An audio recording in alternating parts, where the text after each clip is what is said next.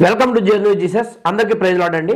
రీసెంట్గా మేసాల గుర్రప్ప అనే ఒక సేవకుడు ఆయన పాడిన పాటలోని ఒక లైనర్ కోయ్ కోయ్ కోణ్ణి కోయ్ అనే ఒక లైనర్తో ఆయన అత్యంత ఫేమస్ ఆయన విషయాన్ని మనం చూస్తాం. గడిచిన 2-3 వారాలుగా ఇన్స్టాగ్రామ్ రీల్స్ అన్నీ కూడా మరి ఆ పాటతో నిండిపోయిన వైనాన్ని మనం గమనిస్తూ ఉన్నాం. అయితే పిల్లరా ఆయన పాడిన ఆ పాట అందులోని లైనర్స్ని తీసుకుని చాలామంది ఆయనను ఎగతాళి చేస్తూ ఉన్నారు. అయితే ఇందులో ఆశ్చర్యకరమైన విషయం ఏమిటంటే క్రైస్తవులే, మరి ముఖ్యంగా క్రైస్తవ సేవకులే, పాస్టర్లు అనబడిన వారే ఆయన గురించి దుర్భాషలు ఆడుతూ ఆయన్ని ఎగతాళి చేస్తున్న సందర్భాలు కూడా సోషల్ మీడియాలో మనకి కనిపిస్తున్నాయి. ఇది ఎంతో కూడా బాధాకరం. అయితే దేవుడు కోయ దొరలు అనే ఆ తెగలో నుంచి, అనగదొక్కబడిన వారిలో నుంచి, ప్రజలు లెక్కించని వారిలో నుండి ఒక వ్యక్తిని లేవనెత్తి సేవకుడిగా వాడుకోవటము చాలా ఆశీర్వాదకరమైన విషయం.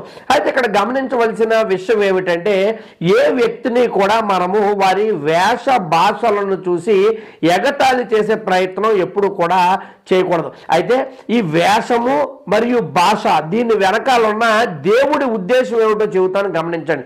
అయితే ఈ కోయ్ కోయ్ అన్న పాట యొక్క అర్థం ఏమిటి, అలాగే అది ఎందుకు అట్లా కోడిని కోయని పాడాల్సి వచ్చింది మేసాల గుర్రప్ప గారు అనే విషయము ఆఖరిలో చెప్పే ప్రయత్నం చేస్తాను. ఆఖరి వరకు వీడియోని చూడండి. అయితే మనుషుల యొక్క వేష భాషల వెనకాల దేవుడి యొక్క ఆలోచన ఏంటి అని కనుక మనం ఆలోచన చేసే ప్రయత్నం చేసినట్లయితే ప్రియులారా, ఇప్పుడు ఈ దైవజనులు పాస్టర్లు ఎవరైతే ఉన్నారో వీరి యొక్క వేష భాషలను కనుక మనం గమనించినట్లయితే, ఉదాహరణకు సిటీస్లో కొంతమంది దైవజనులు పరిచయం చేస్తూ ఉంటారు. డాక్టర్ పి సతీష్ కుమార్ గారు అయితేనేంటి, జైపాల్ గారి 3వ అబ్బాయి రాజ్ ప్రకాష్ పాల్ గారు, అలాగే జాన్ వెస్లీ అన్నగారు, మరి ఇటువంటి వారు సిటీస్లో పరిచర్య చేస్తూ ఉండటాన్ని మనం గమనిస్తాం. అయితే వారి వేష భాషలను మనం చూస్తే వారి భాష చాలా పాలిష్డ్గా ఉంటుంది, చాలా సాఫ్ట్గా ఉంటుంది. వారి వేషం అయితే సూటు బూటు వేసుకుని కొంచెం స్టైల్గా ఆ దైవజనులు కనిపిస్తూ ఉంటారు. ఇది ఒక వైపు. రెండో వైపు కనుక మనం చూస్తే పిల్లారా, పల్లెటూరులో మనం వెళ్ళామనుకోండి, ఇప్పటికీ కూడా మరి లాల్చీ పైజామా ధరించుకొని దేవుడు సువార్త ప్రకటించేవారు ఉన్నారు. అలాగే పంచ కట్టుకుని కూడా దేవుడు సేవ చేసేవారు ఉన్నారు. కొంతమంది సేవకులు అయితే గెడ్డం పెంచుకుని తెల్ల వస్త్రాలు ధరించుకుని మరి వారు చుట్టూతా ఒక పై వస్త్రం కింద ఒక తుండును వేసుకుని అటువంటి వేషము కలిగి మరి దేవుడు పరిచర్య చేసేవారు ఎప్పటికీ కూడా మరి క్రైస్తవ పాస్టర్లు చాలా మంది పల్లెటూర్లలో ఏజెన్సీ ప్రాంతాలలో మనకి కనిపిస్తూ ఉంటారు. వారి భాష కనుక మనం చూసామనుకోండి చాలా రఫ్గా ఉంటుంది.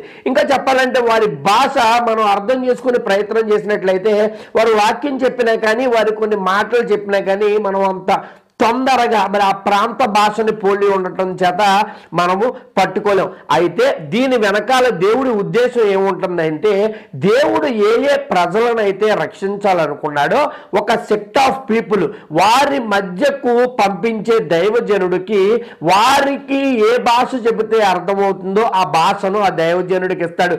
ఏ వేషము ఆ దైవజనుడు వేసుకుంటే మరి అనేకులు దేవుడి వైపు ఆకర్షించబడతారో ఆ వేషాన్ని ఆ దైవజనుడికి దేవుడు ఇస్తాడు. అయితే ప్రియులారా గమనించండి, వేష భాషలను బట్టి ఎప్పుడు కూడా దూషించకూడదు. ఇప్పుడు సతీష్ కుమార్ గారు అయితేనేమిటి, లేకపోతే రాజ్ ప్రకాష్ పాల్ గారు అయితేనేమిటి, ఈ సేవకులు ఒక కోర్ ఏజెన్సీ ఏరియాల్లోకి, ఎస్టీ పల్లెల్లోకి, ఈ కోయ ప్రాంతాలలోకి వెళ్ళి వారు వాక్యం చెప్పినట్లయితే ఖచ్చితంగా చాలా మంది ఆకర్షించబడటానికి అవకాశం తక్కువ ఉంటుంది. ఎందుకంటే వారి వేషము వారికి సూట్ కాదు, వారి భాష వారికి తొందరగా అర్థమయ్యేటటువంటి అవకాశం లేదు. అలాగే మరి సతీష్ అన్నగారు అయితేనేంటి, రాజ్ ప్రకాష్ పాల్ గారు అయితేనేంటి, వీరు చర్చిలోకి వచ్చే మరి చాలా మంది విశ్వాసులు అందరూ కూడా వీరందరూ కూడా పాలిష్డ్ పీపుల్, చాలా ఎడ్యుకేటెడ్ పీపుల్ వీరు చర్చిలకి వస్తూ ఉంటారు. ఇప్పుడు ఆ పల్లెటూరులో ఉన్న పాస్టర్లను కనుక ఇక్కడ తీసుకుని వచ్చి వీరికి వాక్యం బోధించే ప్రయత్నం చేసినట్లయితే వీరి వేషము వారికి ఎక్కదు, అలాగే వీరి భాష వారికి అర్థమవదు. ఈ సిటీల్లో ఉన్న ఇటువంటి పాలిష్ ఇంగ్లీష్డ్ లాంగ్వేజ్ ఉపయోగించే సేవకులు అక్కడికి వెళ్ళి సేవ చేస్తే అంత ప్రతిఫలం ఉండదు, మరి ఆ సేవకులు ఇక్కడికి వచ్చి సేవ చేస్తే అంత ప్రతిఫలాన్ని పొందుకోలేరు. దీన్ని బట్టి అర్థమవుతున్న విషయం ఏమిటంటే, ఏ జనాంగాన్ని అయితే దేవుడు రక్షించాలనుకుంటా ఉన్నాడో ఆ జనాంగానికి తగ్గట్టు ఒక దైవజనుడిని దేవుడే తయారు చేస్తాడు. ఒక దైవజనుడిని దేవుడే శిల్పములా చెక్కుతాడు. ఒక దైవజనుడకు వేష భాషలు దేవుడే ఇస్తాడు. చాలా మంది దైవజనులు అనుకోవచ్చు, మేము ఫలానా వస్త్రాలు తమ ఇష్టాల చేత వారు ధరించుకుంటున్నాము అనుకోవచ్చు, కానీ దాని వెనకాల దేవుని ఆలోచన ఉద్దేశము ఉంటుందని గమనించాలి. కాబట్టి వేష భాషలను బట్టి ఏ దైవజనుడిని కూడా మనం వెక్కిరించకూడదు. దైవజనుడు నిజమైన దైవజనుడు అయితే ఖచ్చితంగా అతన్ని దేవుడే మరి నడిపిస్తూ ఉంటాడు. అయితే నా విషయానికి వస్తే, నేను మంచం మీద నిద్రపోయి సుమారుగా 6 సంవత్సరాలు అయింది. నేను ఎప్పుడు కూడా కింద పడుకుంటాను. మరి ఎందుకు కింద పడుకుంటాను, నిద్రపోతంగా ఆలోచన చేస్తే, నాకు 6 సంవత్సరాల కిందటే దేవుడు చెప్పాడు నువ్వు మంచం మీద నిద్రపోవద్దని. అప్పటి నుంచి కూడా మరి నేను చాలాసార్లు ప్రతిరోజు కూడా కింద పడుకునే ప్రయత్నం చేస్తాను. ఇప్పుడు ఈ విషయం చెప్పాను కూడా చాలా మంది ఎగతాళి చేయొచ్చు. అయితే ప్రతి దైవజనుడికి దేవుడు కొన్ని విషయాలు నేర్పించాలనుకుంటాడు, ఆయన చెక్కాలనుకుంటాడు. ఆయన ఎందుకు ఆ విషయాలు నేర్పించాలనుకుంటాడో మనకి అర్థం కాదు. అలాగే కొంతమంది దైవజనులు ప్రత్యేకమైన ఆహారాన్ని తింటారు, కేవలము ఫ్రూట్స్ అలాగే మరి వెజిటేబుల్స్ మాత్రమే తింటూ సేవ చేసే సేవకులు చాలా మంది నాకు ఈ రోజుకి కూడా తెలుసు. కాబట్టి ప్రియులారా గమనించండి, ఒక దైవజనుడి యొక్క వేష భాషలను బట్టి ఆయనను అవమానించకూడదు. ముఖ్యంగా ఈ మిసాల గుర్రప్ప గారు ఆయన వాడే ఆ భాషను చూసి చాలా మంది అవమానిస్తున్న తీరు బాధాకరం. ఇంకొంతమంది ఏమని చెబుతారంటే, ఆయన వల్ల దేవుడు నామం ఎగతాళి అయిపోయిందండి అని చాలా మంది బాధపడిపోతూ ముసలి కన్నీరు కారుస్తూ ఉన్నారు. మీరంతా బాధపడవలసిన అవసరం లేదు. నిజంగానే మరి ఎగతాళి అయిపోయినట్టయితే కనుక ఇప్పుడు ఆయన ట్రెండింగ్ లోకి వెళ్ళిపోయారు. చాలా మందికి ఆయన ఎవరో తెలిసిపోయింది. అంతమంది ఎగతాళి చేస్తున్న జనాభాలో కొద్ది శాతం మంది, లేకపోతే అట్లీస్ట్ ఒకరిద్దరు ఆయన వెనకాలన్న నేపథ్యాన్ని తెలుసుకొని ఆయన సాక్ష్యాన్ని వారు తెలుసుకొని మరి దేవుడు వైపు వారు తిప్పబడితే అది మేలే కదా, సంతోషకరమైన విషయమే కదా అనేది ఆలోచించాలి. ఎందుకంటే చరిత్రలో అటువంటి సంఘటనలు చాలా చోటు చేసుకున్నాయి. దేవుణ్ణి ఎగతాళి చేసిన వారు అనేక మంది గొప్ప దైవభక్తులుగా మారారు. అపోస్తుల పౌలు యొక్క చరిత్ర నేను మీకు చెప్పక్కర్లేదు. అంతకంటే ప్రాముఖ్యమైన విషయం ఏమిటంటే, యేసుక్రీస్తు ప్రభుల వారిని సిలువ వేసినప్పుడు రోమా సైనికులు ఆయన్ని చూసి ఎగతాళి చేశారు. వారు ఆయన యొక్క వస్త్రాలను చీట్లు వేసి పంచుకున్నారు. అయితే ప్రియులారా, యేసుక్రీస్తు ప్రభుల వారి వస్త్రాలను చీట్లు వేసి పంచుకున్న సైనికులలో ఒక సైనికుడు, ఆయనను పక్కలో బల్లెముతో పొడిసిన ఆ సైనికుడు, మరి అతని చరిత్ర మీకు తెలుసా? తర్వాతి రోజుల్లో అతడు గొప్ప సేవకుడిగా మారాడు, దేవుడి చేత దర్శించబడ్డాడు. ఆఖరికి యేసుక్రీస్తు ప్రభుల వారి కోసం ఆయన సువార్త ప్రకటిస్తూ హతసాక్షిగా ఆ వ్యక్తి చనిపోవడం జరిగింది. అతని యొక్క చరిత్ర మీకు తెలియకపోతే ఆ వీడియో కూడా మనం ఇంతకు ముందే చేయడం జరిగింది. ఆ వీడియో యొక్క లింక్ పైన ఐకార్డ్స్ లోను అలాగే ఎండ్ టైటిల్స్ లో ఇచ్చే ప్రయత్నం చేస్తాం. వీలైతే డిస్క్రిప్షన్ లో కూడా పెడతాం, చూసే ప్రయత్నం చేయండి. కాబట్టి ఎగతాళి చేసిన ఆ సైనికుడు ఎలాగైతే క్రీస్తు కోసం వాడబడ్డాడనేది మనకి ఆయన చరిత్రను అధ్యయనం చేస్తే తెలుస్తుంది. అలాగే మీ అందరికీ తెలియని విషయం కాదు, రేడియో స్పీకర్ ప్రాముఖ్యమైన దైవజనుడు ఆర్ఆర్కే మూర్తి గారు బైబిల్ మొదట ఎలా చదివారు అనుకున్నారు? బైబిల్లో ఉన్న తప్పులను పట్టుకోవటానికి ఆయన బైబిల్ చదివారు. ఈ రోజుతో బైబిల్ చరిత్ర ఏంటో నేను తేల్చేస్తాను, బైబిల్ లెక్క నేను తేల్చేస్తానని బైబిల్ని చదివితే బైబిల్ లెక్క ఆయన తేల్చడం కాదు కదా, ఆయన లెక్కను బైబిల్ తేల్చింది. ఆయనలో ఉన్న పాపాన్ని ఒక అర్థము వలె బైబిల్ ఆర్ఆర్కే మూర్తి గారికి చూపించింది. మరి తర్వాత రోజుల్లో ఎంత గొప్ప సేవకుడిగా అనేక మంది చేత మరి మూర్తి గారు కొనియాడబడ్డారు అన్న సాక్ష్యము మీ అందరికీ కూడా బాగా తెలుసు. కాబట్టి ప్రియులారా గమనించండి, ఎగతాళి చేసిన అటువంటి జనాంగాన్ని లేవనెత్తగల సమర్థుడు మన దేవుడు అనేది గమనించండి. వేష భాషలు దేవుడే ఇస్తాడనేది తెలుసుకోండి. సాధు సుందర్ సింగ్ గారు గారు ఆయన బ్రతికున్నంత కాలము కూడా మరి ఆయన గడ్డముతోనే సేవ చేశారు. మీ అందరికీ బాగా తెలుసు. ఆయన కాషాయ వస్త్రాలు ధరించే యేసుక్రీస్తు ప్రభుల వారి సువార్తను ప్రకటించారు. ఆ చరిత్ర మీ అందరికీ కూడా తెలియనిది కాదు. కాబట్టి క్రైస్తవ సేవకులే మరి ఈ గుర్రప్ప గారిని దూషించటము, అవమానకరంగా వ్యాఖ్యానించటము మంచిది కాదని తెలుసుకోండి. చాలా మంది సేవకులు చెప్తూ ఉంటారు కదా, మరి మాకు అంత బాగా వాక్యం తెలుసు, ఇంత బాగా వాక్యం తెలుసు, మేము చెప్పిందే సత్యం అని చెప్తూ ఉంటారు కదా. కరెక్టే అయి ఉండొచ్చు, మీరు మహాజ్ఞానులు అయి ఉండొచ్చు, నేను కాదంటలేదు. మరి ఒక సేవకుణ్ణి దూషించకూడదు అన్న జ్ఞానము మీకు లేదా? ఒక సేవకుణ్ణి అవమానపరచకూడదు అనే విషయము తెలియని అజ్ఞానంలోకి మీరు వెళ్ళిపోయారా? ఆలోచించండి. అయితే ఒక సేవకుణ్ణి మరి ఆ ఏజెన్సీ ప్రాంతాల్లో మరి అటువంటి కులాలలో నుండి ఒక వ్యక్తిని దేవుడు లేవనెత్తి ఆ జనాంగాన్ని రక్షించడానికి ఆ వ్యక్తిని దేవుడు ఎన్నుకున్నాడేమో మనకు తెలియదు కదా. అట్లా అవమానపరచడము మంచి పద్ధతి కాదనేది తెలుసుకోండి. అయితే కోయ్ కోయ్ కోణ్ణి కోయ్ అనే మరి ఆ పదము ఎందుకు వాడవలసి వచ్చిందో మీసాల గుర్రప్ప గారు చెప్పారు. ఒకసారి ఆయన ఒక మీటింగ్కి వెళ్ళాలని ఆలోచన కలిగి వెళ్ళినప్పుడు ఆయన అడిగారట, మీరు ఏం తింటారండి, మీకు ఏం బాగా ఇష్టం, మేము వండి పెడతామంటే వారు ఈయనకు నాటుకోడికి కూర ఇష్టమని తెలుసుకొని మరి దాన్ని సిద్ధపరచాలని ఆలోచన కలిగి ఉన్నారు. ఎంత వెతికినా కూడా ఎక్కడా కూడా అమ్మకానికి కోళ్ళు దొరకలేదంట. సరిగ్గా మీటింగ్కి మధ్యాహ్నం ఏం జరిగిందంటే పక్క ఇంట్లో వాళ్ళ కోడి వాళ్ళ ఇంటి దగ్గరకు వచ్చినప్పుడు వారికి తెలియకుండా దాన్ని కోసేశారట. సాయంత్రం గుర్రప్ప గారు వచ్చేటోకి దాన్ని చక్కగా సిద్ధపరిచి వండి రుచికరమైన నాటుకోడి కూర వేసి ఆయనకి భోజనం వడ్డించారు.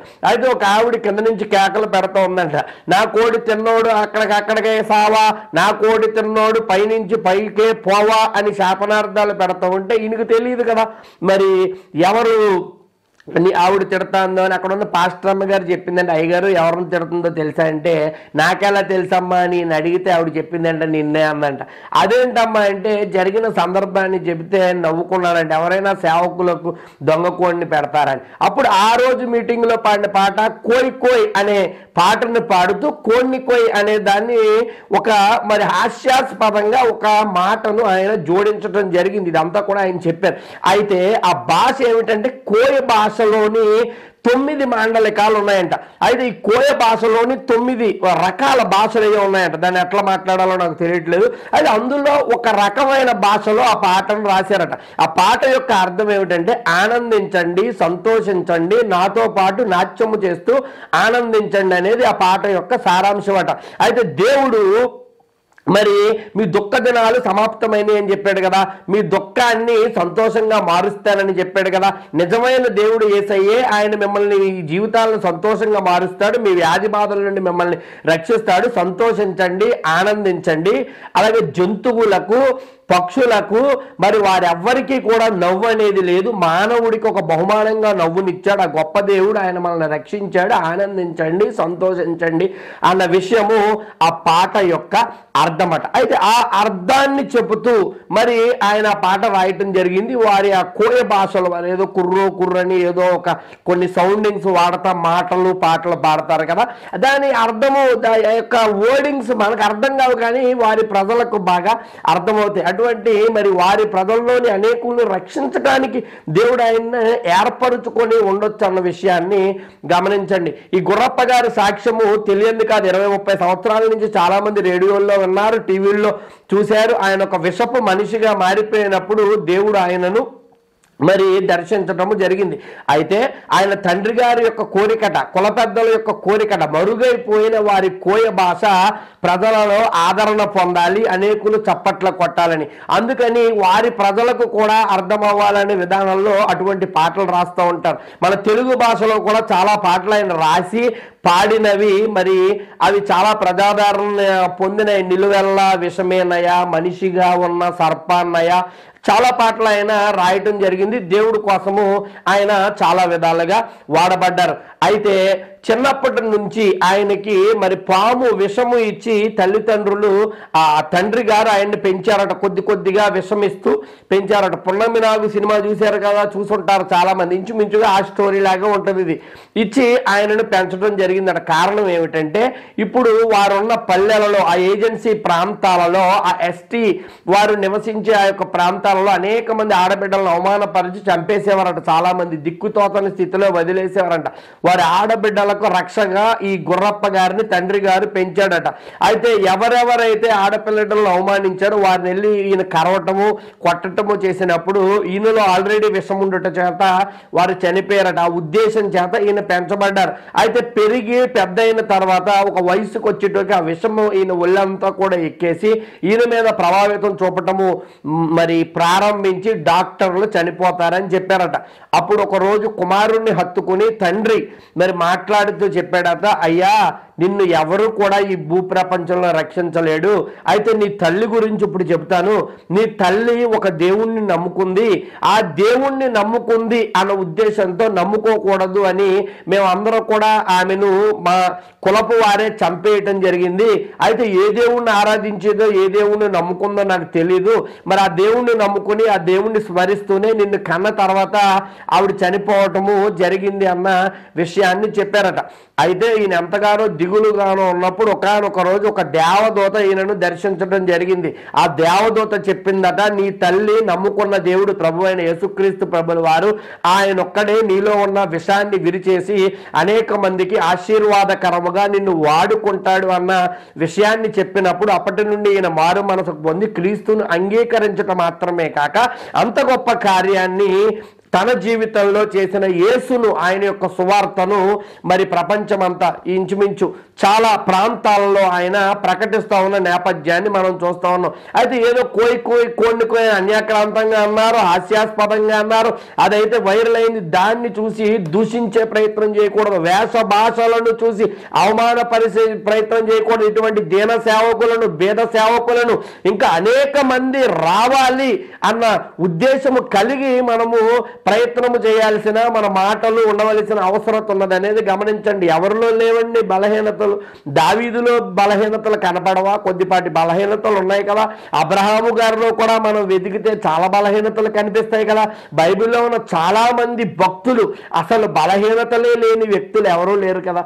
కాబట్టి దైవజనుల్లో ఉన్న బలహీనతలను చూడటం మానివేసి ప్రతిదానికి థర్మోమీటర్లు బారోమీటర్లు పెట్టి దైవజనుడిని కొలిసే ప్రయత్నం మానేసి మరి వారి అనుభవాలలో నుండి పాఠాలు నేర్చుకునే ప్రయత్నం మనందరూ చేస్తే మంచిదని నేను నమ్ముతాను. ఏదైనప్పటికీ కూడా ఈ కోయ్ అనే యొక్క ఈ లైనర్ ద్వారా ఆయన చాలా పాపులర్ అవటం జరిగింది. మరి చాలామంది ఎగతాళి చేసినది వాస్తవమైన క్రైస్తవ సేవకులు ఎగతాళి చేయటము మంచి పద్ధతి కాదు. మరి ఎగతాళి చేసిన వారిలో అనేకులను దేవుడు మరి ఆ శిలువ దగ్గర ఉన్న సైనికుణ్ణి మార్చినట్లు అనేక మంది దేవుడు మార్చాలని మనందరం కూడా ఆకాంక్షిద్దాం. అలాగే ఇటువంటి దీన సేవకులను మనం బలపరిచే ప్రయత్నం చేద్దాం. దేవుడి యొక్క సువార్త ఇంకా చాలా కొండ ప్రాంతాల్లో అసలు యేసు అనే పేరు తెలియని ప్రజలు చాలా శాతం ఉన్నారట ఈ ప్రపంచంలో. యేసు చనిపోయాడు, యేసు తిరిగి లేచాడు, సువార్త తెలియని వారు కాదు, యేసు అనే పేరు తెలియని ప్రజలే ఉన్నారట.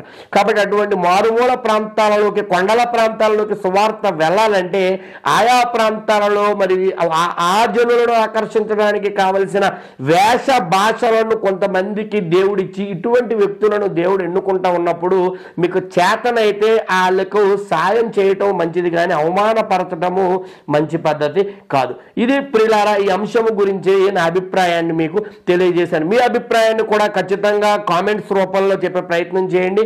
నేను చెప్పింది న్యాయము అనిపిస్తే మీరు ఖచ్చితంగా ఈ వీడియోని లైక్ చేసే ప్రయత్నం చేయండి. దేవుడు మన దేశమును దీవించును గాక. ఆమేన్.